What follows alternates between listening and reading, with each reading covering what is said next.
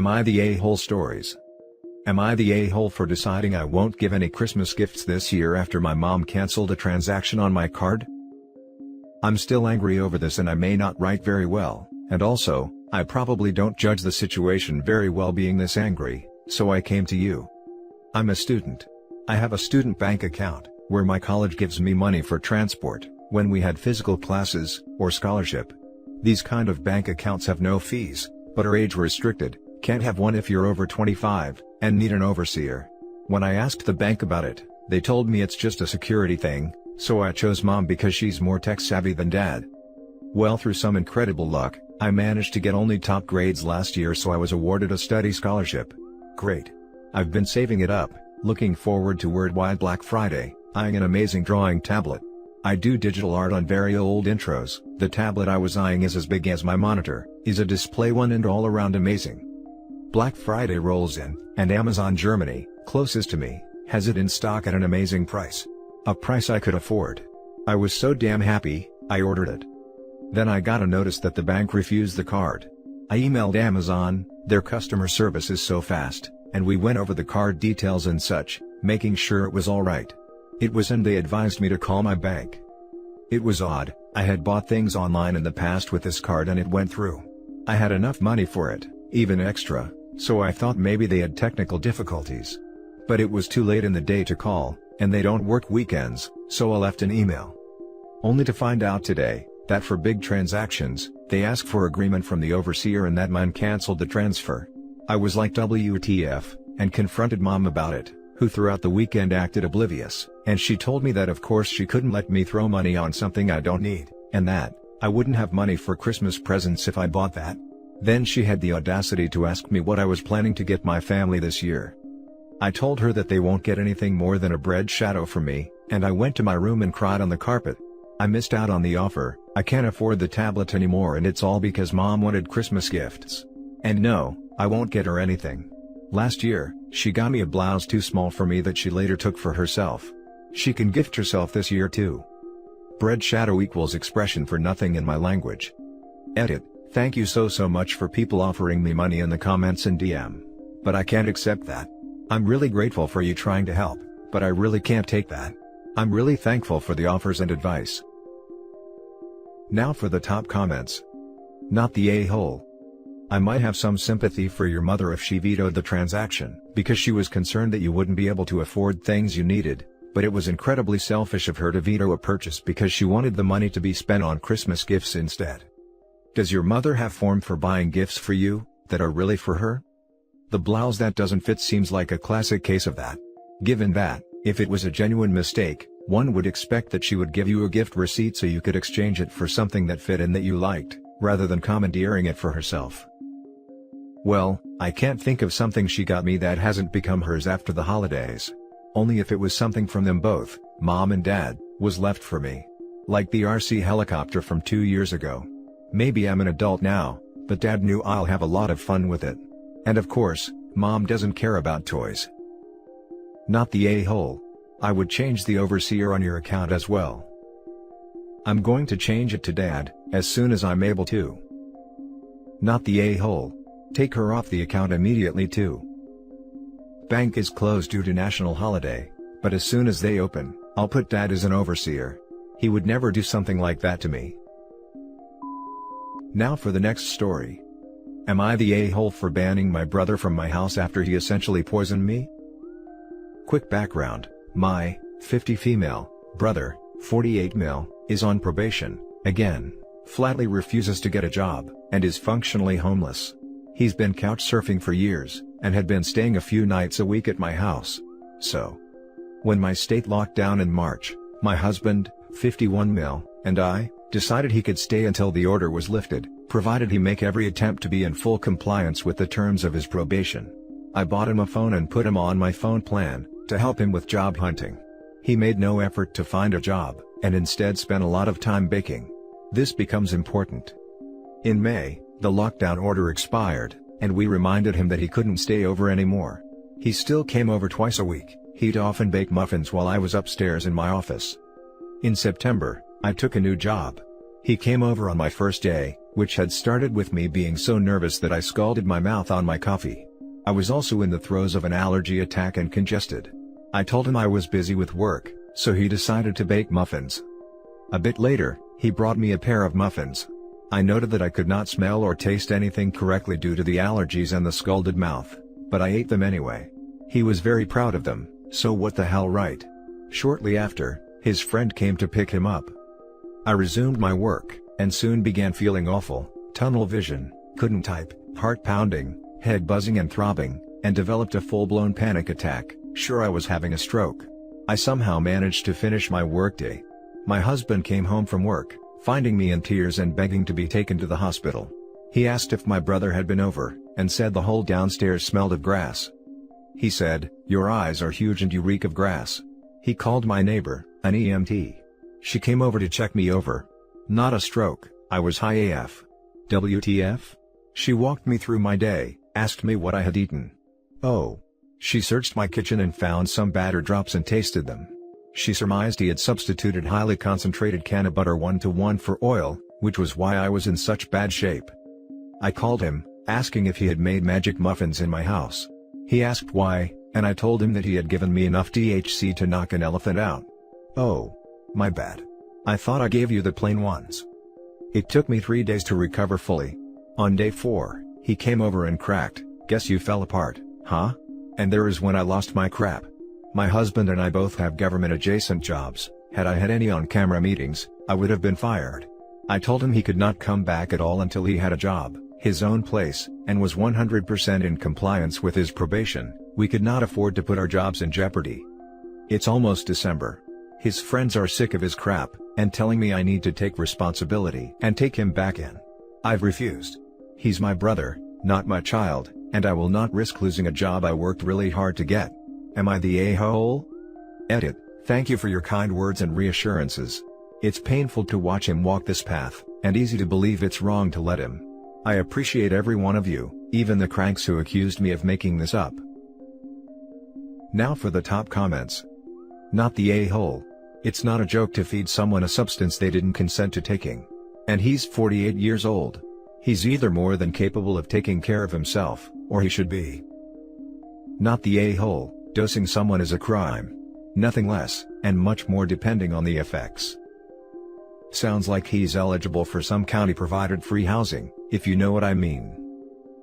It's always interesting when someone doesn't have enough money to pay for their basics like housing and food, yet always manages to find cash for what's really important in their life, like grass, cigarettes, tattoos. Not the a-hole. You've decided to stop enabling your brother. Sounds reasonable.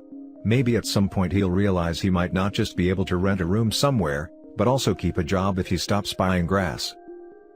You gotta prioritize the important things. Not the a-hole. What he did is technically illegal. You can't put non-food items, like D's, in food that other people eat. It is a crime. It's the same reason why you can't legally put laxatives in food at work, if someone is stealing your food. The next story is titled, "Am I the a-hole for calling my mom a hypocrite?" My parents divorced when I, 16 female, was 5.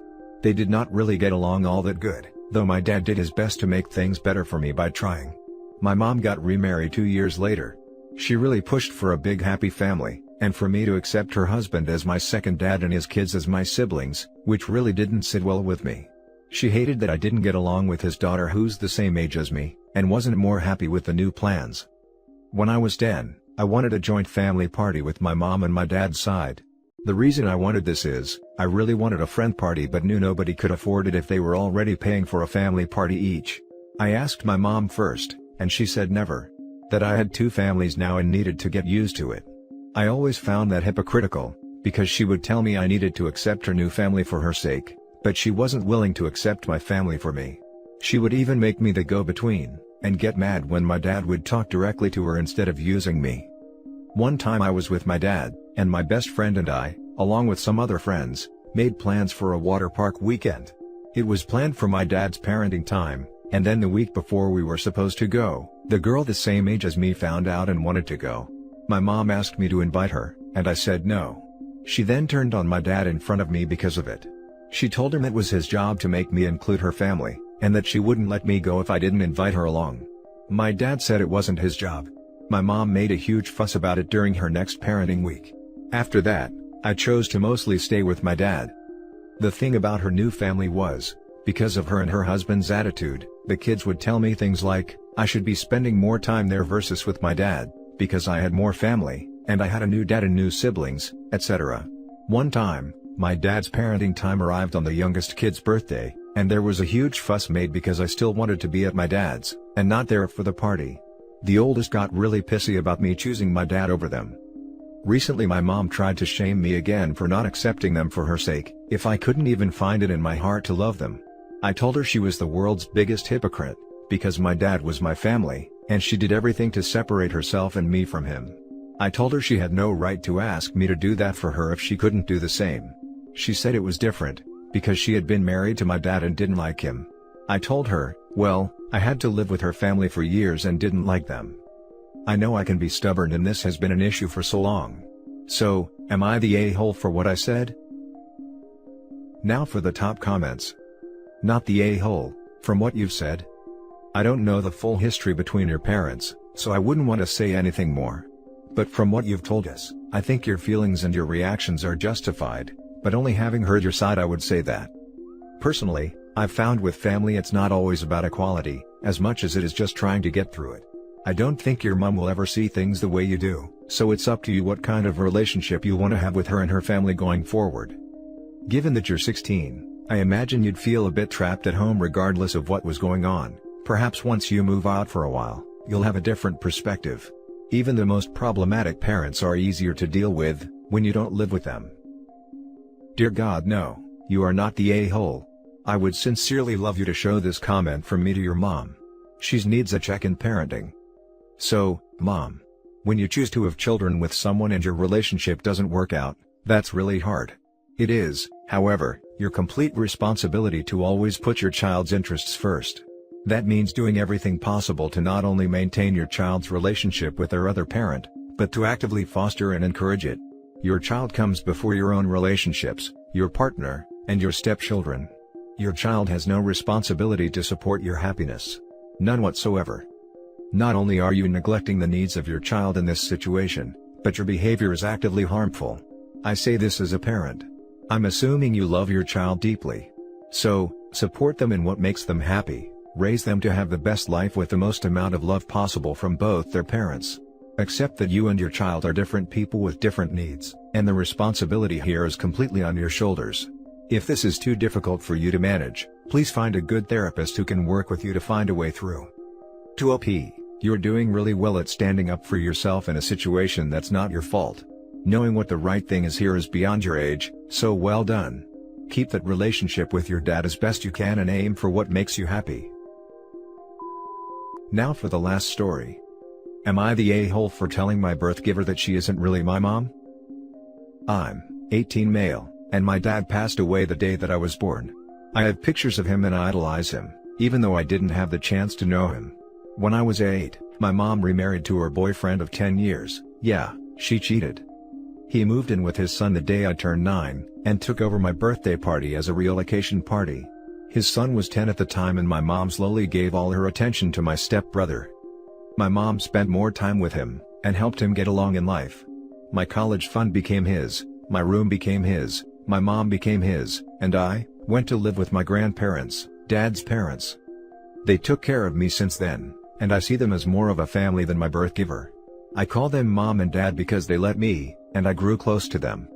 Earlier this year, my grandma passed away and it hurt. I stayed with my grandfather and made sure that he was well taken care of. She had a will, and left everything to me because I'm the only person she was close to. I got a call from my birth giver, telling me that I should come home now and share my inheritance with them. This is the first time she contacted me since she shipped me off, and said I wouldn't give her anything. She got mad and went on a rant saying family is family, and family is supposed to look after each other. I told her to buzz off and that she wasn't my family. Her rebuttal was that she carried me for 9 months and took care of me. This made me upset because I don't care about the inheritance, I want my grandmother back, but that can't happen. I said she wasn't my mom before hanging up. I got a call from my stepdad later, saying I was disrespectful and I'm obligated to help them. I feel guilty and hurt, but maybe what I said was too harsh? Am I the a-hole for saying those things?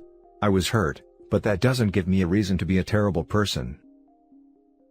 Now for the top comments. Not the a-hole. Your birth mother should be grateful you even took her phone call. You don't owe her, or anyone, anything. Her rebuttal was that she carried me for 9 months and took care of me. And then you dropped me like a hot rock for 9 years. Block number. Not the a-hole. You know darn well they'd be perfectly happy to go on pretending you didn't exist, if you didn't have something they wanted. You also know that's why your grandma didn't think they needed to be involved with the inheritance, not that they should have expected it anyway. They're not blood. Ignore them, and if they continue trying to harass you, look into legal options to make them back off, once and for all. All of this. Plus, this inheritance is from the mother of the son she cheated on. Egg donor can F off. Not the a-hole. Your mom treated you like trash, reallocated resources completely that were supposed to help you out, slowly shut you out of her life, and now she's asking why her now adult child won't help? Not the a-hole. She made her bed. She gets to come to terms with the fact she ran her son off. Right? The college fund wasn't enough for her, she wants to steal OP's inheritance too? Don't give in to her guilt-tripping OP, you don't owe her anything. And the next time she throws the "I carried and raised you" card, tell her that doing the bare minimum as a parent doesn't count. As for stepdad, you have zero obligations to him too. He can kick rocks. And that's it for this video guys. If you have thoughts to share, leave a comment below. Don't forget to hit like and subscribe if you like this content. I'll catch you in the next one. Good day everyone.